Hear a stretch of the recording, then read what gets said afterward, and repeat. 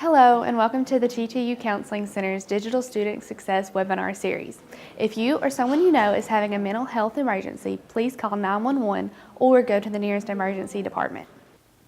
Today we'll be discussing stress management. This presentation is brought to you by the TTU Counseling Center. To begin, what is stress? Stress is your body's way of responding to any kind of demand. It can be caused by both positive and negative behaviors or experiences. Stress is a form of pain, a messenger that comes from inside you, which tells you that there is something you need to change. So how does stress work?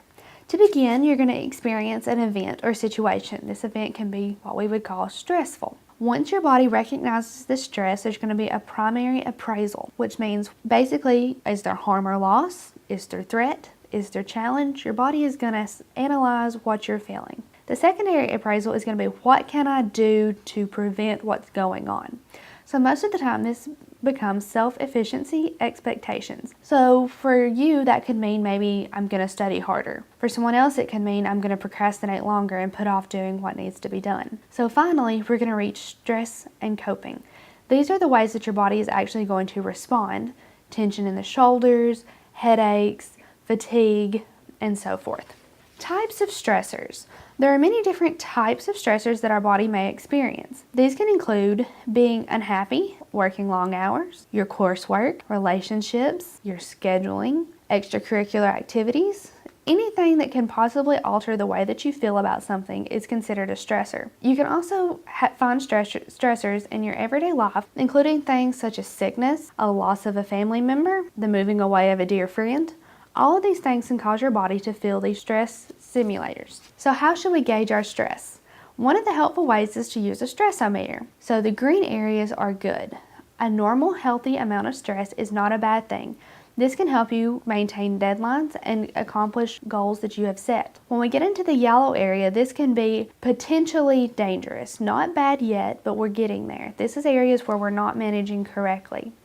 Once we make it into the red zone, we are way past coping in a beneficial way. This is when our body starts to feel the negative effects of stress. Each different situation that we are faced with, we have different readings at different times. Using the stressometer can be a beneficial way to determine how you're managing your stress. Now that we know how to manage our stress, let's figure out how it affects us. It is linked to all leading physical causes of death, such as heart disease, cancer, and stroke. It is also associated with developing the most major mental health problems, such as depression and anxiety. The first symptoms that we may feel is lack of concentration, feeling as you just can't focus on the task at hand. You may also find yourself having a difficult time making decisions. Should you study? Should you sleep? Should you exercise? Not knowing what to do next can be a common cause of stress. You may also feel confusion and irritability at the fact that you can't get past this problem. Once you start to feel extreme amounts of stress, such as the red indicators, you may get into the area of health problems or loss of sleep.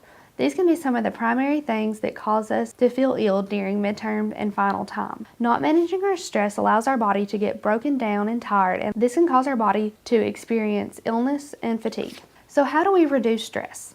One of the easiest ways is to have 40 minutes of activity a day. Another way is to utilize time management techniques. Please see other webinar videos that discuss time management. 7 to 8 hours of daily sleep is recommended to help maintain your stress levels. Eating a properly balanced diet can also help you to reduce your overall stress and to boost your energy. Another great way to eliminate stress is to participate in hobbies. This can be anything from reading a book, playing a sport, just talking with friends, or any other kind of activity that you may enjoy participating in. Benefits of managing your stress. There are many benefits that help you overcome your stressful situations.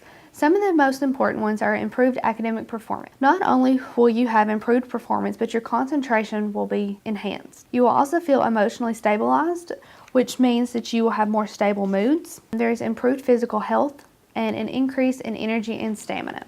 When we properly manage our stress, we feel better and we feel like participating more. This online presentation is brought to you by the TTU Counseling Center.